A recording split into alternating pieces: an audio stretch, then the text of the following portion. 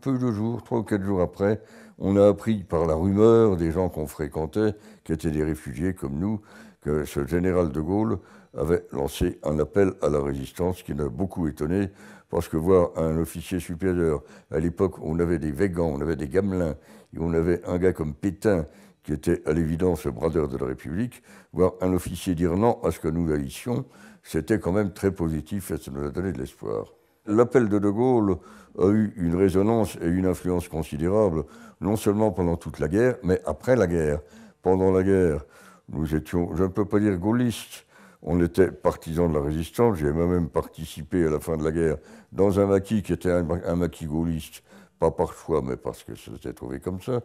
On avait souffert évidemment de cette occupation parce que mon père a été arrêté, déporté, assassiné dans un camp par les nazis. Et après la guerre, alors que politiquement, je n'ai jamais été gaulliste, puisque mes opinions politiques que j'ai toujours eues et que j'ai encore me situaient un peu à l'opposé du gaullisme, je n'ai jamais cessé d'avoir une admiration pour De Gaulle en raison de cet appel qui était l'appel d'un général rebelle et d'un général désobéissant. L'appel du général De Gaulle garde encore, 70 ans après, une valeur exemplaire. Il prouve qu'il était possible, même venant de quelqu'un dont on n'attendait pas, il était possible de s'insurger